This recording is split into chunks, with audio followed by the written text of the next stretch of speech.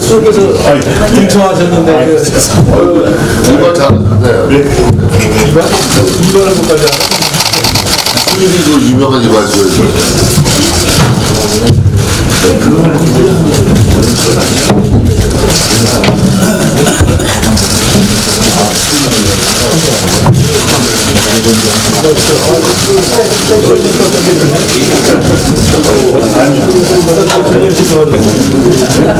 부회장님 왜 옆으로 가시죠?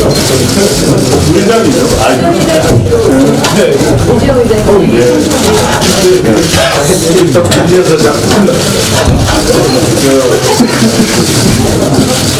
내일까는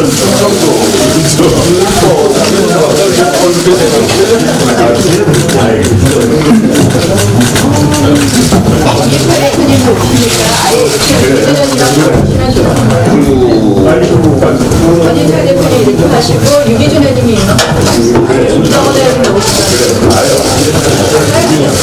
우선 와 있는 의원들이 좀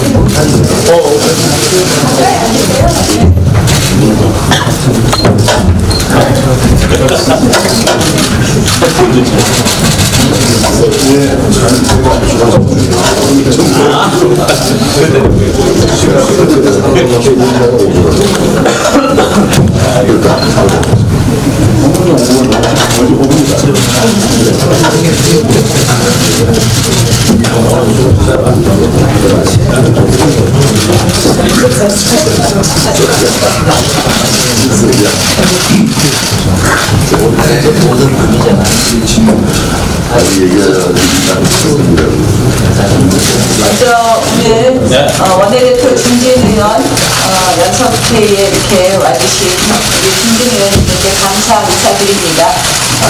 제가 원내대표 취임할 때, 선거운동 할 때 제가 중진 의원님들 모시고 우리 원내대표와 함께 앞으로 우리 원내대책에 대한 전략의 이야기를 좀 듣겠다 하고 말씀을 드렸는데요.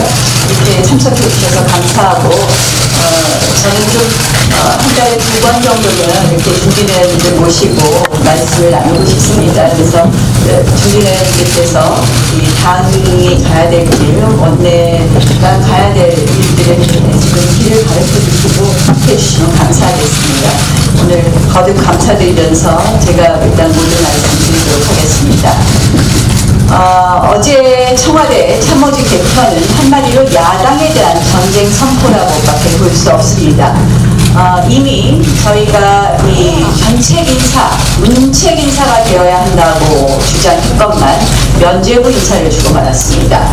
임종석 청와대 실장은 지금 통일부 장관에 관해 총선에 출마하네 이렇게 얘기하고 있습니다. 조국 수석은 국민과 함께 사법개혁을 하겠다 이런 이야기를 트윗에 올리고 있습니다. 사과 대신에 한마디로 면책의 사과와 반성 대신에 저는 이것은 무만한 태도라고 생각을 합니다. 게다가 오늘 있을 선관위원회는 중앙선관위원회는 법적 요건이 결여된 그런 위원을 버젓이 추천하고 있습니다.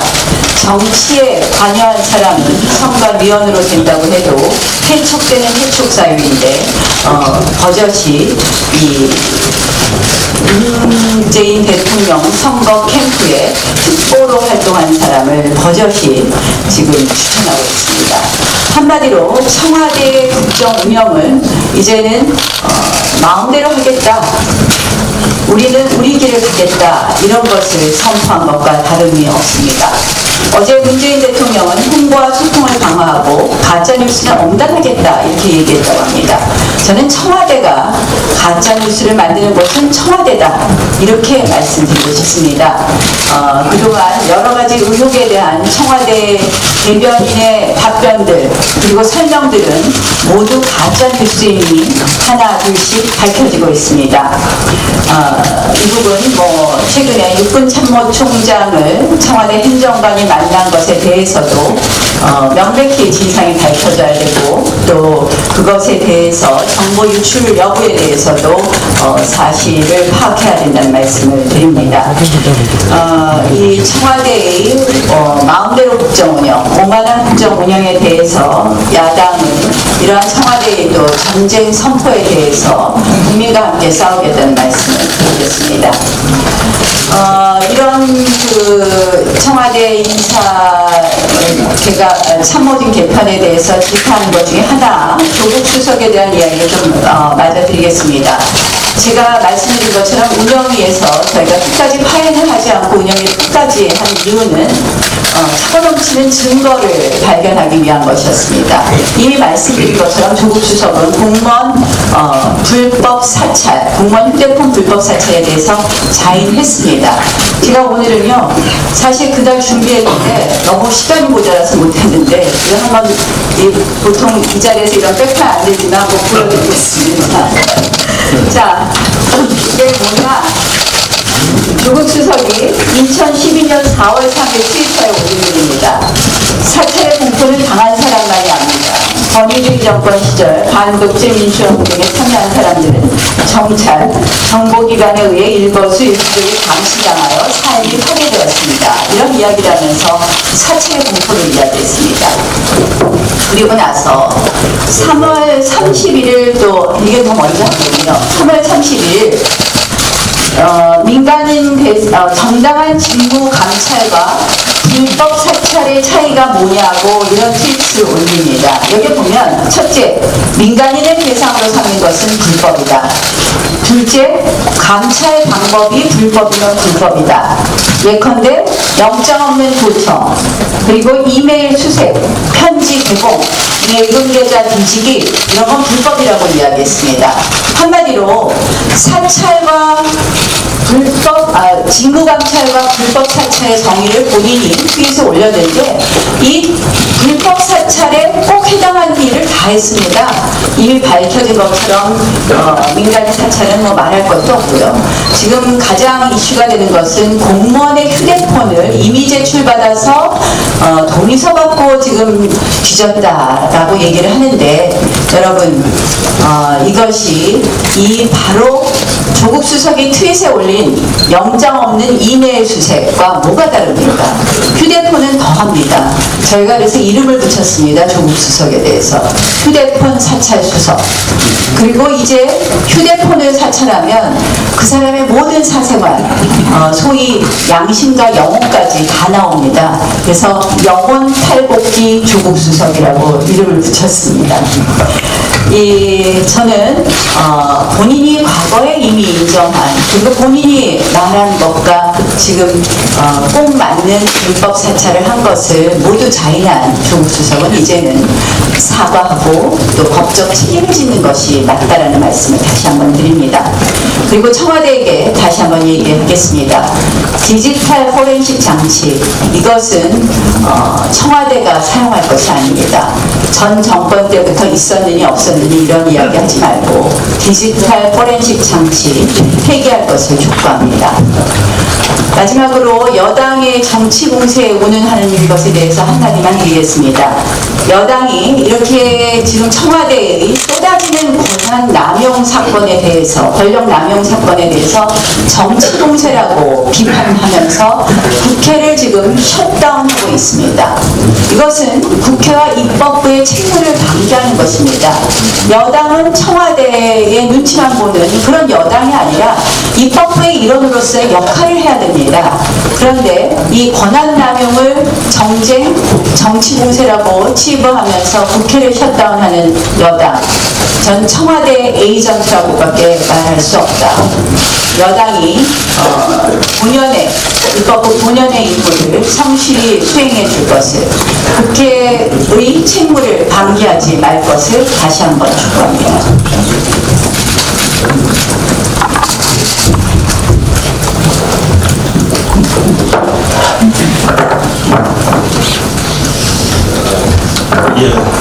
나경원 원내대표께서 의진 의원들과 원내 개최 여러 가지 의논을 하시겠다고 해서 저희들을 불러주신 것에 대해서 감사드립니다. 저는 이제 국방위에 소속되어 있는데 지금 원내대표께서도 언급하셨습니다만은 가끔 청와대 행정관이 육군 참모총장을 불러내지 않는가, 거기에 또 뭐 자기가 개인적으로 작성해 갔다고 그렇게 청와대 대변인이 아무것도 아닌 것처럼 그렇게 얘기하는 그 문서를 잃어버린 그 행위를 가지고 또 책임을 지웠다 하는 뭐 앞뒤가 지금 맞지 않는 얘기들을 하는 가운데 또 속속 밝혀지고 있습니다. 육군 총장을 만나던 그날 그 뒤에 청와대 3인자인 정책실장에 국방정책실장에 임명되는 여석주 씨를 또 만나서 보니까 그 뒤에 그 행정관하고 만난 사람들은 다 무슨 자리에 가거나 또 같이 알선하고 했다는 안보실에 파견되어 있던 대령 또 준장으로 진급하는 등등 해서 이 청와대가 이 군 인사법의 참모총장 추천권을 완전히 묵살하고 사전에 다 조율해가지고 추천하도록 하는, 그렇게 해서 군 인사를 극히 문란시키는 이런 행위를 저지르는 겁니다. 이건 국기문란 행위에 해당되는 것이고 국가 안보 질서를 심각하게 훼손시킬 수 있는 중대한 문제다. 그래서 저희들은 우리 자유한국당 국방위원들은 국방위원회를 소속히 소집해서 이 문제에 대해서 진상규명을 하고 책임자 처벌도 하고 재발 방지 대책도 국방위를 통해서 마련해야 된다, 이렇게 주장하고 있는데 원내 대표님께서 이 부분에 좀 힘을 쏟아주시기를 부탁을 드립니다. 아울러 이제 국방위 얘기를 했으니까 한 가지 더 말씀드리자면, 지난번에 계엄 문건과 관련해서 그 수사가 마무리되면 이 국회 국방위 차원에서 청문회를 열기로 원내 대표 간에 합의가 된 바 있었습니다. 두 차례나 이것도 합의를 했는데 아직도 그 청문회를 개최하자는 자유한국당의 요구에 대해서 더불어민주당 측에서 위원장과 그 간사가 협조를 해주지 않고 있어가지고 청문회가 제대로 이루어지지 않고 있습니다. 이 계엄 문건에 대해서는 잘 아시다시피 당시에 군사기밀로 지정되어 있던 문건을 가지고 청와대 대변인이 기자들 앞에서 다 공개를 한 바가 있었습니다. 그건 엄연히 군사기밀보호법상 이 누설해서는 안 되는 군사기밀 문서를 누설한 행위에 해당되기 때문에 우리 당에서 고발해놓고 있는데, 고발인 조사는 다 끝났지만 지금 피고발인에 대해서는 조사한다는 아무 얘기가 지금 없습니다.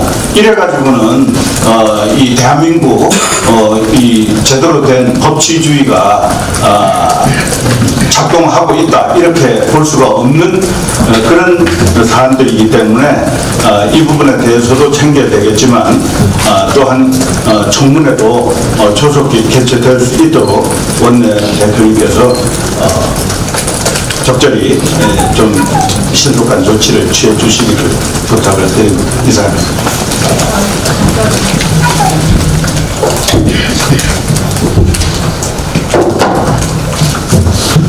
예, 오늘 새벽두에 우리 나경원 원내대표께서 중진회의를 선택해 대해서 진심으로 감사의 말씀드립니다. 우리가 되돌아보면 아마 원내대표가 중진회의를 소집한 것은 지난 홍준표 당대표 시절에 홍준표 당대표께서 최고중진연설회를 딱 한 번 하고 안 했습니다. 그러다 보니까 중진들의 언로가 막혀가지고 중진들이 최고중진연설회를 소집하라는 그 요구가 많이 일어났죠. 그러나 당대표께서는 그걸 수용하지 않는 바람에 그때 김성태 원내대표께서 원내대표 주관으로 중진회의를 최고 중진회의였습니다. 그런 이름으로 했었는데 이번에 우리 나경원 대표께서 중진회의를 이렇게 소집해 주신 데 대해서 감사를 드리고 이런 기회를 통해서 우리 국민들이 우리 정치권에 우리 자유한국당에 바라는 얘기를 할 수 있게 돼서 정말 기쁘게 생각합니다. 지금 우리 올해는 아시다시피 복과 재물이 넘쳐난다는 기해년입니다. 국민들이 매우 어려워하고 있습니다. 올 한 해 국민들의 재물이 넘쳐나고 복이 가득한 한 해가 되기를 우리 자유한국당 모든 당원 동지들은 아마 바라고 있을 겁니다. 더불어 우리 문재인 정부에 대한 이 실망이 또 실정이 넘쳐나면서 그동안 문재인 정부에 대한 신뢰도가 점점 추락해 가고 있고 또 그 추락이 한편으로 우리 자유한국당에 대한 기대로 일부분 이전하고 있는 상황에 있습니다. 지역도 가보면 격려해 주는 분들이 굉장히 전에 비해서 많습니다. 이럴 때일수록 우리 당이 정말 한 목소리를 내고 또 국민들이 원하는 부분에 대해서 당이 아주 속도감 있게 대처해 줄 때 아마 국민들의 신뢰도가 더 빨라지지 않겠느냐 생각하고요. 제가 되돌아보면 지난번 원내대표 선거 때도 우리 당을 지지하는 분들의 우려가 많았습니다. 잘못하면 혹시나 또 어떤 일이 발생할까.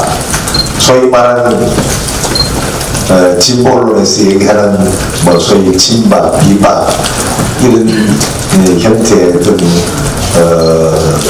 지탄이 또 많이 나오지 않을까 했는데 다행스럽게 우리 지난번 원내대표 선거 끝나고 난 뒤에는 그런 얘기들이 사라지고 있습니다. 이제 다음은 2월 27일 전당대회를 우리가 목전에 두고 지금 아마 우리 당을 이끌어가고자 하는 후보자들이 열심히 활동하고 있는 모습을 보면서 정말 이번 전당대회를 통해서 우리 당내 친박이니 비박이니 탄핵파니 비탄핵파니 탈당파니 자유파니 이런 얘기들을 전부 불식시키는 그런 계기가 되었으면 합니다. 그래서 우리 한 목소리를 내고 하나가 돼서 무슨 당을 살리고 나라를 살려야 한다고 생각합니다.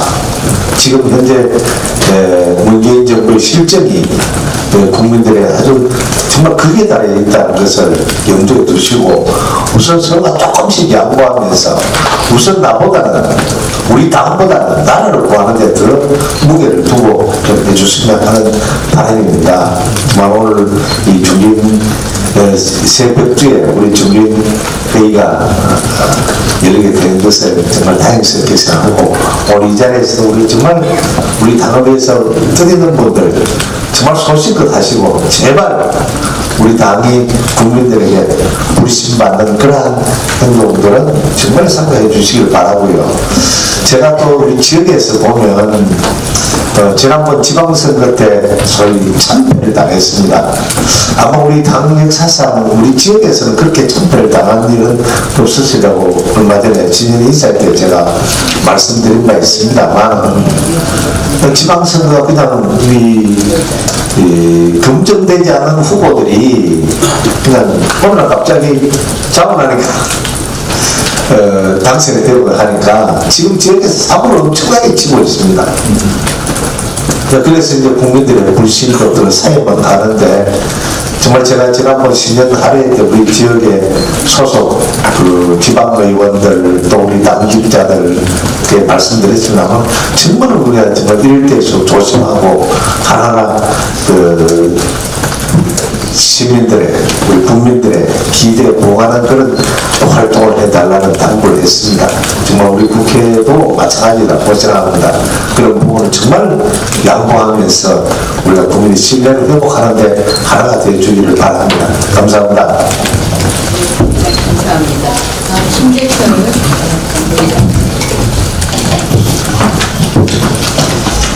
김정은이 중국을 방문하는 중요한 시기에 주중 대사 자리가 공석이 되는 어처구니 없는 일이 일어나고 있습니다.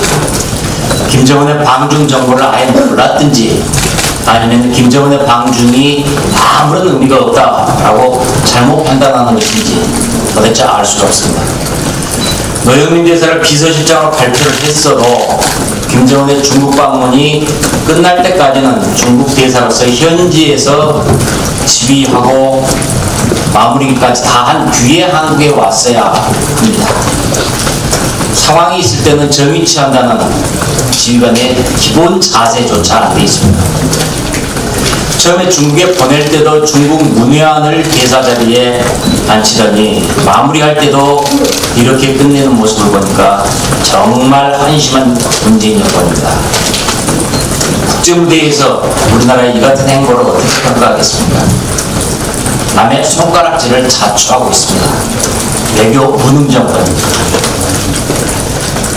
얼마 전에 공시지가를 폭등을 시켰는데 200% 2배 이상 올려, 2배로 올렸는데, 이러다 보니까 재산세, 상속세 등 각종 연동되는 세금이 폭탄으로 부어지고, 그 다음에 건강보험 지역가입자들이 크게 요동을 치고 있고, 기초생활 수급자 기준도 이에 연동이 돼 있어서 커다란 지금 파장들이 계속 일어나고 있습니다. 경제는 발전시키지도 못하면서 국민의 세금 등 각종 부담은 천문학적으로 올리고 있는 문재인 정권, 도대체 어떻게 지금 국민들의 삶을 책임질 것인지 대단히 우려스럽습니다. 세금 폭탄 정권이라고 하지 않을 수 없습니다. 민심이 위반되는 것은 국민들이 먹고 사는 일에서 초래가 됩니다. 그래서 이것이 민심 위반의 주요한 위반으로서 지지율이 떨어지는 것으로 정확하게 잘 나타나고 있습니다. 옛날 역사나 그 다음에 사전에서만 존재하는 가렴주구라는 단어가 생각날 수밖에 없습니다. 그리고 정부가 지금 가짜뉴스를 대응한다는데, 이런 정부 태도에 대해서 우리 당에서도 적극적으로 이 부분은 앞으로 지속적으로 대응을 잘해야 될 것 같습니다. 그러나 언론 자유 차원에서 심각하게 지금 대응을 해야만 생각합니다. 그리고 우리 나경원 원내대표는 지금까지 잘 싸우고 계시고 앞으로도 잘 싸우시라고 생각합니다. 파이팅! 우리 원윤철 원내대표님 말씀해 주십시오. 나경원 대표님께서 저 원내대표에 당선되면 중진위원들로 하여금 국회 운영과 관련된 자문을 받겠다고 공약을 하셨는데, 공약을 지키신 거 참 잘했다는 말씀 드립니다. 지금 2015년 10년도 때부터 이 문재인 정부 외교 현주소가 동서남북의 고립무원 또 사면 추가에 빠져가고 있는 것이 아닌가 심히 걱정이 되고 있습니다. 지난해 연내 답방을 약속했던 김정은 위원장은 대한민국 대신 중국으로 향했고, 한미 동맹의 중요한 축인 주한군 주둔 비용과 관련된 한미 방위비 협상은 협정 시한을 넘긴 채 교착 상태에 빠졌습니다. 일본과는 여러 외교 이슈에 있어서 초계기 레이더 영상까지 공개하며 아파일러로 찾고 있고, 중국은 지난해 총 8번 우리나라의 방공식별 구역을 침공하였습니다. 문재인 정부는 지금 그 어느 때보다 중요한 집권 3년차를 시작하고 있습니다. 그러나 우리를 둘러싼 주변 강대국들과의 관계 설정에서 우리 외교 역량은 어떻게 발휘되고 있는지 정말 걱정스럽고 비판하지 않을 수가 없습니다.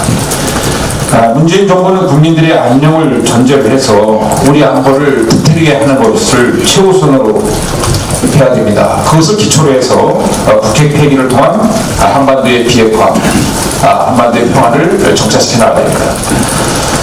어제 김정은 위원장의 중국 방문이 대한민국을 매개로 한 북미 간의 이 비핵화 협상 테이블을 중국까지 포함시키는 중국을 포함한 평화협정 카드로 활용되고 쓰여진다면 북핵 폐기를 통한 한반도의 비핵화는 남북한 정상이 당초 약속한 합의한 1년 이내 비핵화는 사실상 물 건너가는 것은 물론이고 시간 끌기용으로 이 카드가 활용될 수가 있고 장기 지구전으로 돌입해서 결국 북한의 핵보유만 기정사실화시킬 우려가 터져가고 있는 상황입니다.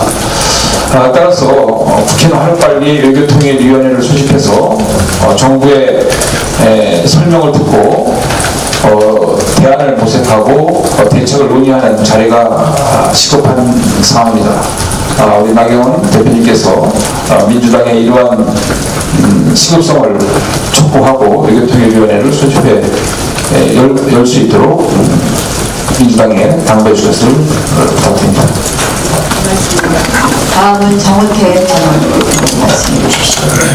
네, 우리 원내대표께서 언급이 계셨지만 우리 속칭 무질서하고 난잡한 상태를 개판 5분 전이라고 얘기합니다. 지금 청와대가 이제는 개판 5분 후가 된 게 아닌가 이렇게 생각을 합니다.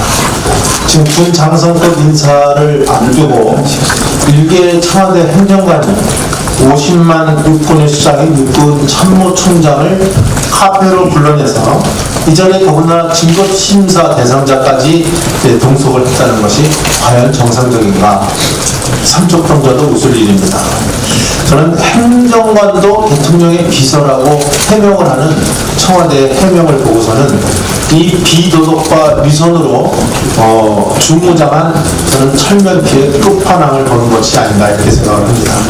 신재민 전 사무관을 내가 죽으면 믿겠느냐고 극단적 선택으로 내몰고 또 특별감찰반의 민간인 불법 사찰, 또 청와대 보좌진의 음주운전과 시민폭행, 정무비서관은 불법 정치자금 수수 의혹 등 정상적인 나라에서는 벌어질 수 없는 회계망측한 일들이 지금 문재인 정부, 특히 청와대에서 벌어지고 있습니다. 이제는 청와대가 민간인 사찰을 할 것이 아니라 저는 청와대 스스로를 사찰해야 될 것이 아닐까 이렇게 생각을 합니다. 근데 이러한 문제에 대해서 대통령 자신이 눈과 귀를 닫고 입을 다물고 있는 것이 저는 더 큰 문제라고 생각을 하고 있습니다. 우리가 아는 벙어리 삼룡이는 그래도 긍정의 해악을 갖고 있지만 벙어리 대통령은 우리 국민들 가슴에 저는 더 응어리를 맺히게 한다는 사실을 명심해야 된다 이렇게 생각을 합니다. 또 대통령 공약 1호가 바로 대통령 집무실을 광화문으로 옮기겠다는 것이었습니다. 이 공약은 말 그대로 지금 빈 껍데기 공약이었던 것이 지금 드러나고 있습니다. 변명으로 해서 집무실 이외에 주요 기능 대체 부지를 광화문에서 찾을 수 없다는 것이 그 이유인데 도대체 대통령 비서실장과 민정수석까지 지낸 사람이 이러한 사실도 모르고 만약 공약을 했다고 한다면 그건 무능의 전형이고, 만약 알면서도 이것을 공약했다고 한다면 정말 표를 얻기 위한 꼼수였다고 우리에게는 얘기할 수가 없습니다. 저는 공익을 실무적으로 검토했다기보다는 이념적 취지였다는 해명이 나오고 있는데 여기에는 더욱 아연 실색과 배신감을 느끼는 것은 아마 저뿐이 아닐 것이다. 이렇게 말씀을 드립니다. 한 가지 모처럼 이렇게 중진회를 주선해 주셨는데 한 가지 제안을 좀 드리고 싶습니다. 제가 많이 이렇게 많은 분들도 똑같이 느끼고 있으리라 생각합니다만 제 귀에도 많이 들려오는 것이 우리 당이 좀 야당다운 모습을 보였으면 좋겠다. 이런 요구가 제가 듣는 가장 많은 말씀 중에 하나입니다. 따라서 저는 한번 우리 의원총회를 통해서 총력 투쟁 선언을 우리 기회년 격두에 선언을 하고 우리 각 상임위별로 어떤 그 지금의 의혹에 대해서 또는 묵과할 수 없는 실책에 대해서 우리 위원회별로 투쟁하는 방법, 또 우리 정책위는 정조위별로 이런 각종 의혹과 또는 실책 또는 또 여러 가지 지금 난맥상에 대해서 이것을 파헤치는 정조위 차원의 구성이 이루어져서 우리 의원들이 모든 그 부분에 참여가 각자 부문별로 돼갖고 우리 당이 뭔가 야당다운 목소리를 계속 내고 또 끈질기게 물고 늘어지는 모습을 뭔가 기회년 격부터 갖춰나가는 것이 어떻겠느냐. 구체적인 방법은 우리 원내대표와 또 우리 정책위에도 힘해 주시기 바랍니다. 이상입니다. 네, 고맙습니다. 다음은 정진석 원내대표. 그리고 그 다음에 우리 연세순으로 모시겠습니다. 공문정원의 금신상실에 청와대 4급 행정관이 계룡대 근무하고 있어야 될 육군참모총장을 서울로 불러냈어요. 서울로 불러내서 삼각지 한 카페에서 만났습니다. 이 4급 행정관은 국방부 장성 대령 인사서류를 갖고 나갔다가 가방째 잃어버렸어요. 가방째 잃어버렸어요. 4급 행정관이 육군참모총장의 인사 철학에 대해서 설명을 들었답니다. 이게 청와대 공식 설명입니다. 너무나도 참담함을 느낍니다. 청와대의 누가 육군 장성 대령 인사에 관여한 것입니까? 임종석 실장입니까? 청와대 정부라는 말이 유행했지만 이제 괴물 청와대가 되어가고 있어요 지금. 저도 청와대 정무수석으로 근무를 해봤는데 비서관이 이제 비서실장이나 수석의 비서관이 아니라 대통령의 비서관이라는 얘기 들어봤어요. 그런데 4급 6급 행정관이 대통령의 비서라는 청와대 설명은 조금 좀 동떨어진 설명처럼 아까 우리 나경원 대표께서 조국 민정수석에 대해서 신랄하게 비판하셨는데 실제로 조국 때문에 조국이 걱정된다 이런 얘기가 화답니다. 국가기관이 무너지고 있어요. 국정문란, 국정농단이 현실화되고 있어요. 이 청와대 4급 행정관이 육참총장 불러내서 인사상의했다는 거 이거 KBS 특종기사 맞죠? 저도 기자생활 15년 했습니다만 이런 기사를 KBS가 특종을 한 거는 청와대 누가 리크한 거예요. 떠나는 임종석이 등 뒤에 칼 꽂으려고 하는 거예요. 그냥 한 5분 내에 들어가고 있어요 지금. 이런 게 국정농단입니다. 국정농단이라는 게 따로 있는 게 아니에요. 청와대 역사상 도저히 과거에는 이런 일이 있을 수가 없었거든요. 또 문재인 대통령이 또 첫 번째 국무회의에서 언급한 책임 장관제는 또 뭡니까? 네? 이 정부 출범이면 어떻게 했어요? 백원우 비서관이 작성한 공문 한 장에 모든 행정부처가 적폐청산한다고 각정위원회를 만들어서 난장에 칼춤을 췄던 정부 아닙니까? 2년 만에 최저임금 30% 인상해서 서민 경제를 엉망진창으로 만든 정부 아니에요?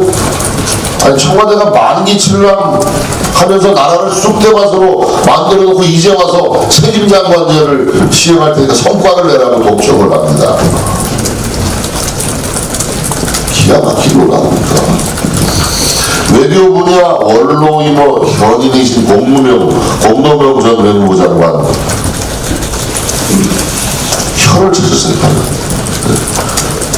후배인 지금의 외교부 장관을 뭐라고 그러는지 아세요?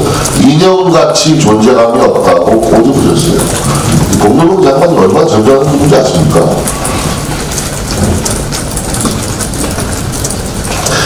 이게 어지럽히는 사람 따로 있고 치우는 사람 따로 있다 이런 거. 국가기관 국정 난맥상이 이제 임계점을 지났다. 국민들도 이제 서서히 알아차리기 시작했습니다.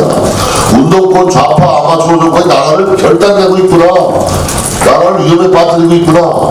이렇게 생각하시기 시작했어요. 자, 우리 국가의 명분이 달린 외교 분야를 한번 쳐다봅시다. 지금 대한민국이 어떤 처지입니까? 고립무원이에요.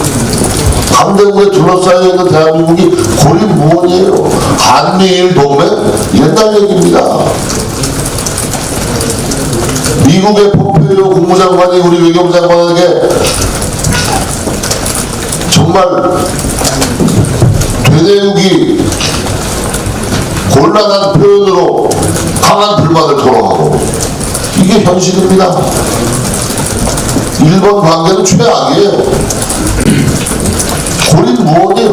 우리가 누구 힘을 얻어가지고 이 난국을 헤쳐나갈 겁니까? 주변 강대국의 진정한 친구와 우방국이 하나도 없게 됐어요. 반미 분단 문제 가지고 반미 감정 부추기는 조짐이 일고 있어요. 이 문재인 정부 핵심 중에는 지금 청와대 내에도 과거 주한미군 철수 주장했던 사람들 많이 있습니다. 미국을 우방으로 보지 않고 외세로 보고 있어요. 이분들을 지금 청와대 안에도 있습니다. 만일 미국에서 주한미군 철수 문제 그럴 일이 없도록 바라지만 혹여 주한미군 철수 얘기가 나오면 이 사람들은 불감청 고소원이라고 할 사람들이에요. 정말 나라 장래가 걱정됩니다. 미국이 요구하는 방위비 인상에 저는 터무니없다고 생각지 않습니다. 예산 절약하면 좋겠지만 국방비 문제를 구두대작전으로 대응해서는 안 된다고 봅니다. 방위비 분담금 올려주는 데 맞다고 생각합니다. 이런 문제를 우리가 정부 여당이 골치썩을 할 게 아니라 우리가 먼저 대안을 제시하는 게 좋아요. 이런 거 우리가 대안 제시하고 해결책 제시하는 게 맞는 방향입니다. 일본 문제 심각하죠. 강제징용 판결 이 문제도 야당의 자유한국당이 정부 여당 입어서가 아니라 대안과 해결책을 제시할 수 있다고 봅니다. 지금 이 문제 가지고 문재인 정부도 완전히 지금 어려움에 봉착해 있죠. 강제징용 판결, 징용배상 이거 우리 정부가 대신해 주는 게 맞습니다. 정부와 기업이 기금 같은 걸 만들어서 우리가 해결해 주는 게 옳아요. 일본이 감정적으로 나오는 데는 우리 책임도 적지 않습니다. 현실을 좀 직시해야 되겠다. 우리 자유한국당이 그냥 정부 여당 뭐 도와주는 게 아니라 정부 여당 골탕 먹어라 할 게 아니라 우리가 먼저 대안을 제시하고 해결책을 제시하는 그런 야당으로서의 면모를 좀 보여줘야겠다 이런 말씀을 드리고 싶습니다. 네, 좋은 말씀입니다. 다음에 홍문정 의원님 순서인데 김정은 의원님 조금 일찍 입석하셔야 되는데 김정은 의원님 먼저 하시죠. 나는 먼저 하시죠. 나 가고 있어. 나 간단해. 마이크 하고 안 할라 했는데. 네, 우리 나경원 원내대표님 오늘 최고중진 회의한다 해서 모처럼 나왔습니다.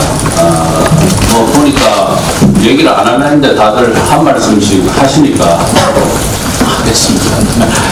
외교안보 문제 다 우리 중진 의원님들께서 많이들 이렇게 지적을 하시는데 정말 이 경제는 잘못되면은 혹시 잘못되더라도 우리가 허리띠를 다시 졸라매고 열심히 한번 해보자 하면 회복을 할 수 있는 기회가 있지만 외교 안보 문제는 이게 잘못되면 돌이킬 수 없는 결과를 초래할 수가 있습니다.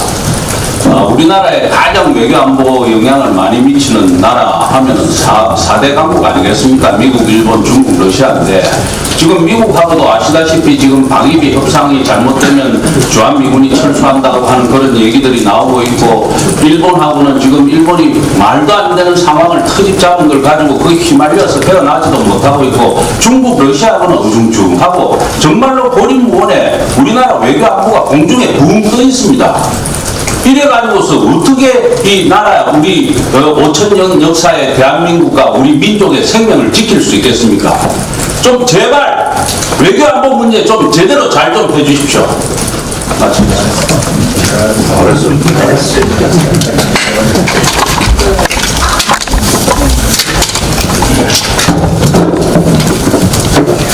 이렇게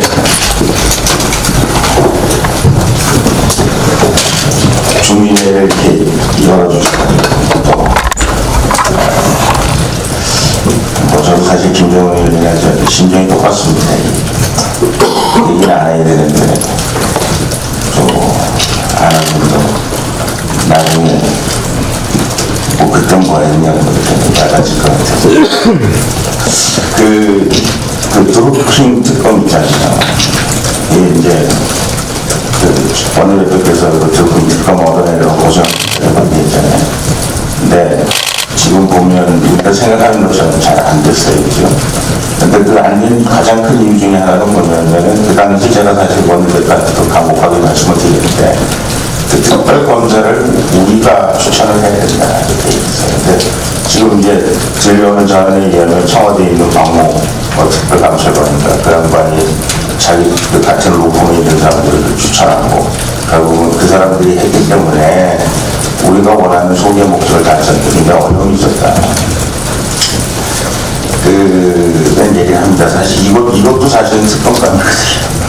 근데 김태우 특검 고생 많이 하셨습니다. 저는 처음부터 끝까지 손에 땀을 주면서 쳐다보고 있었는데, 언론이나 국민은 철저하게 우리가 졌다고 생각하고 있어요. 억울한 심이 있습니다. 뭐 열심히 잘 하셨어요. 근데 제가 어디 언론에 나가서 그런 말씀을 드렸는데, 그 홍영평과에 그 양반이 뭐 철저하게 우리가 뭐 할 수 있는 걸 막더라고요. 그리고 나중에 이제 얘기를 들어보니까 그 양반들은 거의 학습 훈련하다시피 누가 공격하고 누가 수비하고 누가 뒤처리하고 뭐 누가 무슨 말하고까지 다 이미 정해서 했다고 이렇게 그런 얘기가 들립니다. 안타까워요. 그래서 저희는 정말 호화 멤버를 가지고 또 뭐 한 분 한 분 하시는 말씀이 전혀 틀린 얘기가 없는, 사실은 약간 중원부하기도 하고, 또 보는 사람 입장에서 보면 저희가 원하는 사실들이 밝혀지지 못하는, 결국은 윤종석과 조국에게 메달을 걸어주는 그런 결과를 초래하게 됐다, 저는 그렇게 생각합니다. 그래서 안면교사로 삼아서도 저희가 또 그런 일이 있을 때는 제가 그런 얘기를 했어요. 만약에 또 그런 일이 또 있으면 그 다음에는 사회를 우리 나경원 대표가 해야 되는 거 아니냐, 지네들이 사회 보고 지들이 뭐 하고 가는 건 맞지 않다, 그런 얘기 했습니다. 뭐 다른 사안이 아니고 그런 사안을 뭐 아까 이제 행정관 얘기도 하고 김태우 얘기도 하고 뭐 신재문 얘기도 하고 뭐 얘기를 했는데, 우리 상임위원회 하자고 해도 안 하는 거 아닙니까? 저는 한번 쳐들어가려고 했어요. 저희가 들어가서 대표님께서 뭐 국방위원들 중심으로 국방위를 한번 가고요. 뭐 참담하다는 말씀들 하셨는데 진짜 말이 안 되는 짓을 하고 있는 거 아닙니까? 그래서 뭐 안 되면 우리가 들어가서 그 한번 그런 특검을 해요. 저 신재민도 마찬가지예요. 저희가 자기들은 의인이라고 하면서 저희는 그 피슬블로우를 계속해서 그 험을 잡고 또 혐오하고 그러지 않습니까? 저희가 보호해 줄 수밖에 없는 거예요. 제가 생각하기 일단은 언론도 잘 아시니까 국방부하고 기재부에 직접 가서 그 장관을 상대로 범위에 여당은 참여하는 해야 되지 않을까, 그렇게 생각합니다. 당내 문제 한 말씀만 드리겠습니다. 지금 진방위원장 지금 선임하고 있는데, 저는 사무총장을 지내서 그런지 모르지만 뭐 많은 얘기들이 들립니다. 지금 완전히 이제 소통하고 있다고 그래요. 남 비판하면서 배우고, 이미 뭐 깜깜이 방식으로 진행하고 있는데 이미 다 정해져가지고 누군 미리 전화를 받았다, 뭐 어떤 사람은 뭐 발언한 것도 만들었는데 뭐 이런 얘기도 하고 그렇습니다. 근데 저희 뭐 직접 얘기해봐야 아무리 당내 얘기해봐야 뭐 듣지가 않으니까 대표님이라도 가셔서 이거 정말 생각보다 굉장히 큰 걱정거리다 저는 그렇게 생각합니다. 그래서 이게 무슨 당대표 선거를 위해서 이런 리스크를 하고 있는지 모르지만 결국 당 전체로 보면 많은 사람들을 당에 등 돌리게 하고 또 그것이 결국 우리에게 굉장히 큰 부담으로 다가올 것이다 그런 생각을 하는데 제가 웬만하면 얘기를 안 했으면 했었는데 얘기할 수 있는 기회가 그래도 이 시기밖에 없는 꼭 지금 하고 있는 일들 제가 사실은 그 위원장 선임하는 거는 당대표 선거 뒤로 미뤄라 그렇게 얘기했는데 뭐 이제 정말은 안 될 것 같아요. 근데 안 듣는 것까지는 좋은데 그렇게 전화해서 미리 낙점하고 아니면 뭐 완전히 쉬워가지고 무슨 뭘 한다고 그러는데 거기 있는 사람들이 다 웃어요. 왜냐면 저한테 지금 정해진 사람 이름 얘기하라고 제가 몇 사람 얘기할 수도 있을 정도로 이미 자기를 보완하고 있는지 모르지만 결국 많은 사람들에게 가슴 아픈 결과를 가지고 있습니다. 대표님이 직접 하시는 건 아닙니다. 직접 얘기할 수 있는 선호가 있으시다고 생각하고 그런 일들에 대해서 좀 관심 가져주셨다고 생각합니다. 이상입니다.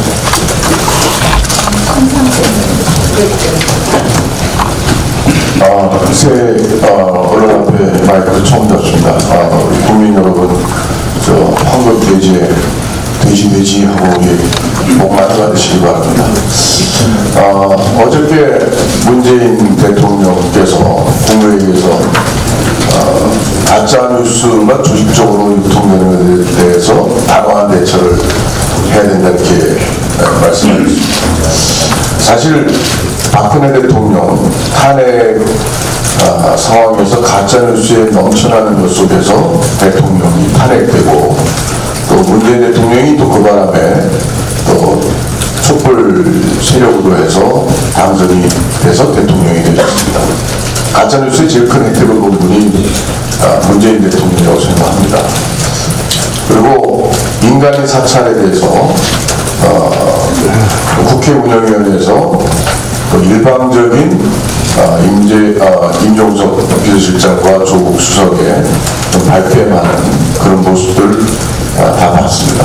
물론 저희 자유한국당이 대처가 대단히 미흡해서 많은 국민과 진심의 그런 속 시원한 의혹을 풀어주지 못한 것은 저희의 부족함이 있었지만 그런 청와대 실장과 수석의 그런 발뺌하는 그런 모습들 속에서 사실 그 진실이 전혀 밝혀지지 않은 상황입니다.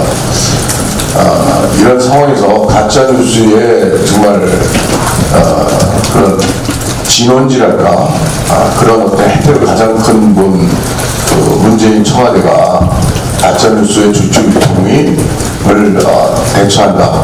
이런 것을 결국 뒤집어 얘기하면 청와대에서 나오는 뉴스가 가짜뉴스로 볼 것이 많다. 본인부터 돌아보기를 바랍니다.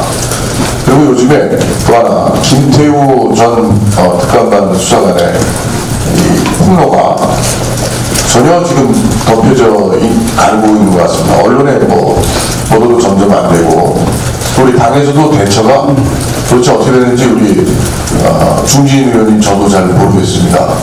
이렇게 되면 안 되죠.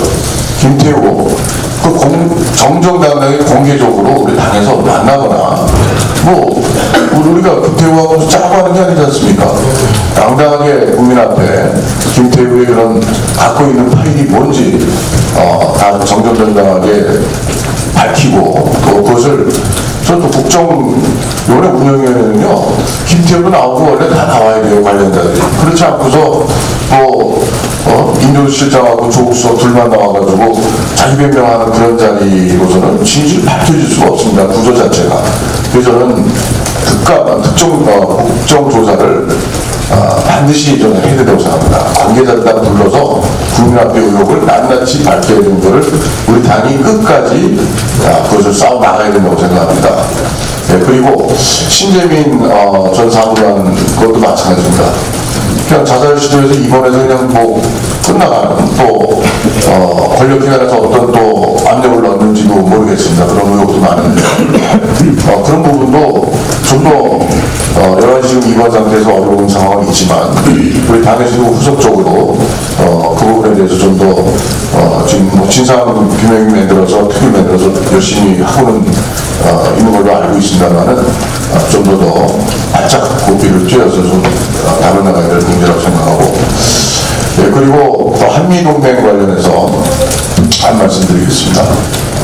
지금 방위비 인상에 대한 미국의 요구 이것이 우리 많은 국민들이 걱정하시다시피 방위비 인상 미국 요구가 관철이 안 됐을 때 미군 철수를 트럼프 대통령이 하면은 만약에 그럼 이제 방위비 인상 가지고 반미 세력들은 결국 미국을 비난하고 또 싸워나갈 걸로 예상이 됩니다. 그래서 한미 간의 그런 균열을 더욱 가속화시킬 수 있는 아주 뜨거운 감자입니다. 그래서 방위비 인상에 대해서 저는 이 문제 풀어가는 것이 결코 이 정부의 문제, 정권의 문제만이 아니고 온 국민의 정말 우리 역사와 대한민국 역사와 국민의 문제입니다. 그렇기 때문에 이 한미의 어떤 이 동맹 관계를 전혀 훼손하지 않도록 하기 위해서는 우리 한국당이 국민과 함께 철저히 이것을 투명하게 그 과정 우리가 뭐 보완을 했는데 저희가 끌려갈 것이 아니라 뭐 여러 관련 위원회라든가 또 열고 해서 그분에 대한 진행 과정에 대한 철저한 팔로우하고 대처를 철저히 세워나가야 나중에 후회 없는 상황을 맞이할 수 있다고 생각합니다. 그 부분을 저희 다음 지도부에 부탁을 드리고요. 앞으로 우리가 가짜뉴스에 대한 문재인 청와대의 그런 그 공격에 대해서 국민의 입과 귀를 막으려고 하는 그런 시도에 대해서는 저희가 좀 모니터링하고 특별팀을 저희가 지금 뭐 전당대회가 아직 안 돼서 당대도부가 정식 구성이 안 됐습니다만은 원내 지도부에서라도 거기에 대한 저희는 뭐 한 달 반 후면 뭐 지도부가 생기면 그때 넘기지 절대로 생각하지 마시고 비대위도 있고 안 돼. 비대위는 제가 뭐 실망한지고 그래서 근데 원내 지도부라도 새로 출범했으니까 힘을 가지시고 뭐 내부 TF라든가 뭘 만들어서 좀 우리 전 의원들을 각 TF 어떤 그 능력에 따라서 좀 다양한 전선을 좀 일이 너무 많아요. 문재인 정부가 지금 잘못으로 덮어가라는 형국이라 이게 뭐 이슈가 너무 많아서 아마 지도부에서 일하기 힘드실 텐데 우리 의원님들을 또 원회라도 능력 있는 분들을 잘해서 TF 구성하고 다방면으로 그걸 괜찮아가는 좀 전술 구성해 주시길 당부드립니다. 이상입니다. 유기준은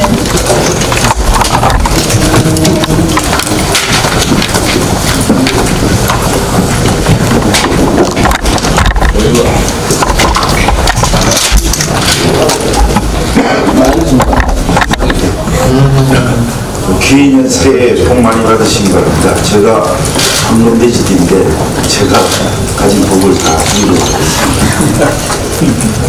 제가 이제 특위위원장으로 있는 그 석탄 특위에서 작년에 발족해서 여러 가지 의혹들을 제기하고 또 문제를 파헤쳐 왔습니다.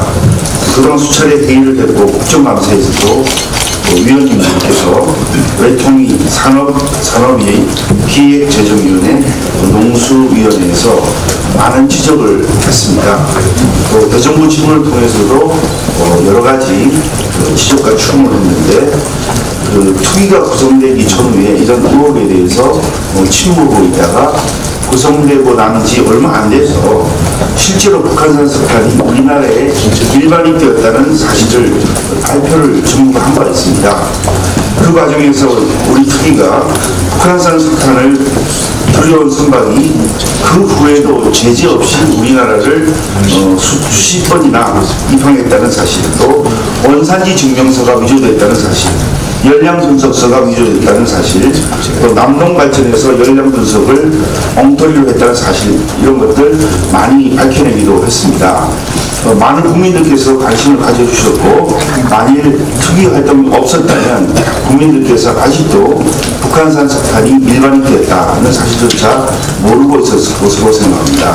근데 아직 밝혀지지 않은 의혹도 많이 있습니다. 예를 들면 석탄은 수수료 쪽, 또 선처를 물물 교환으로 취득했다고 하는데 수입 신고서에는 막상 전신환 거래로 적혀 있고, 또 피의자들이 수수료 쪽으로 석탄을 갖고 중개한 봉거래, 즉 북한이 제3국에 수출한 석탄 수출거래 내용이 지금 밝히지 않고 있습니다.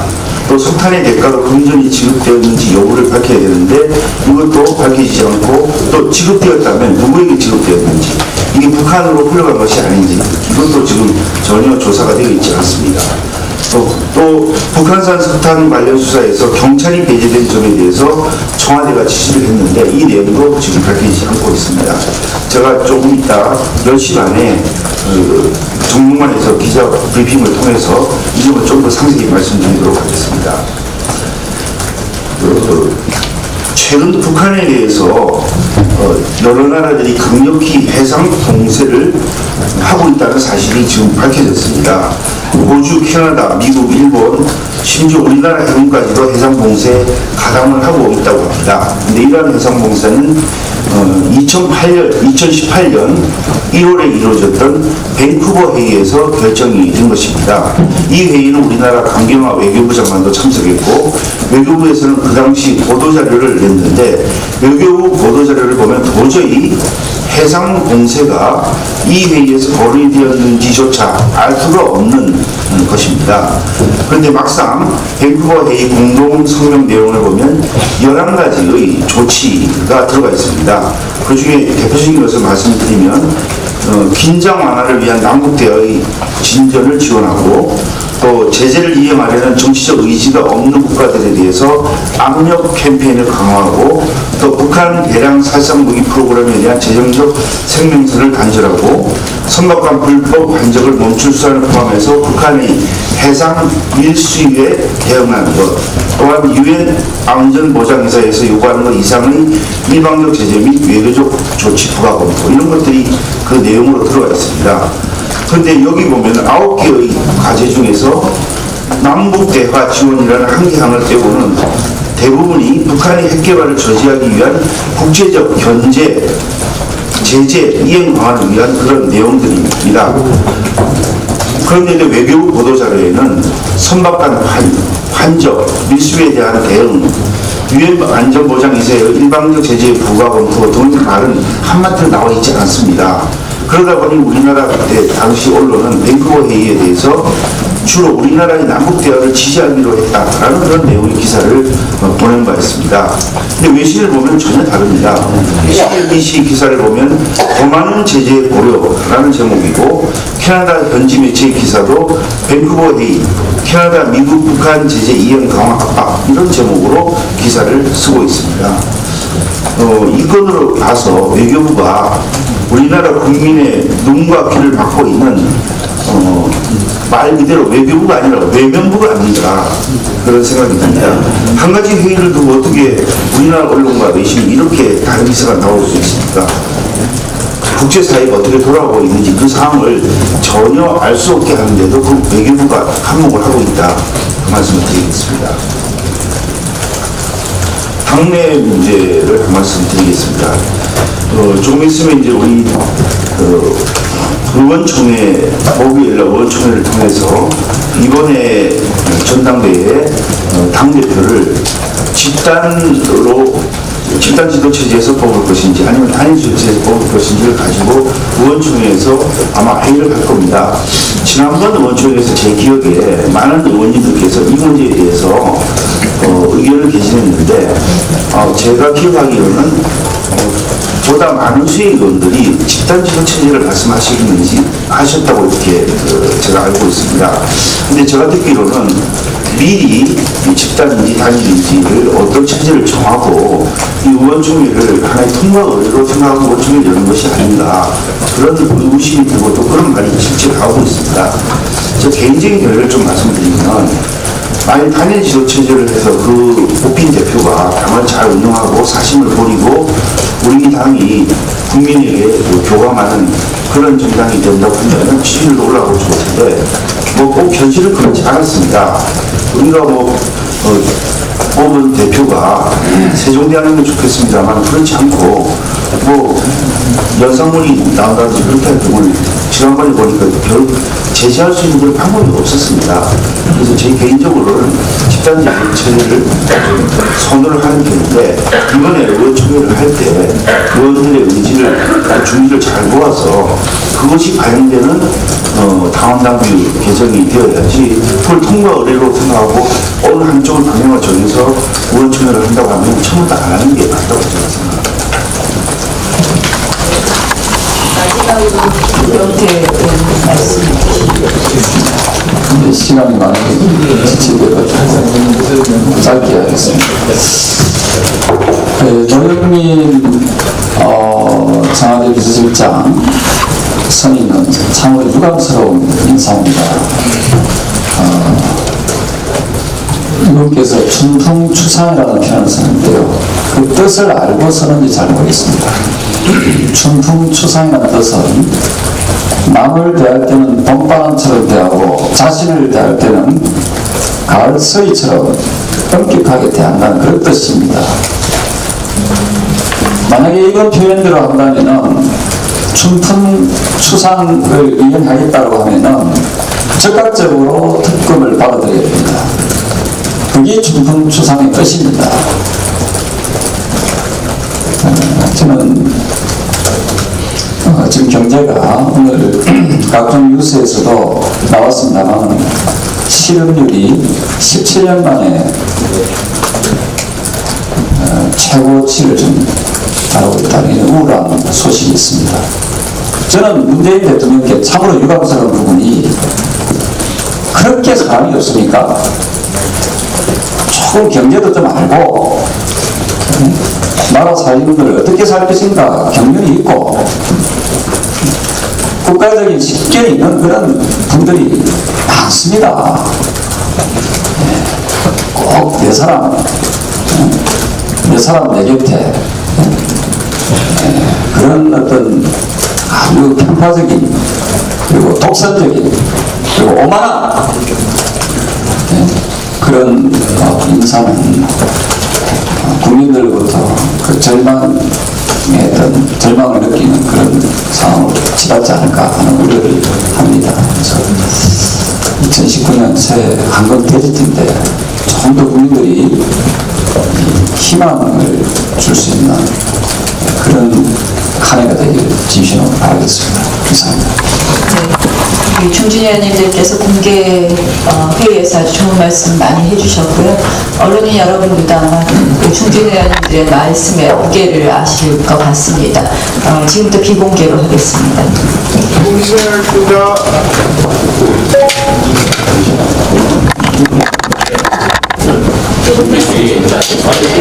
자, 상대방에 대해서 비공개 때 여기는 조금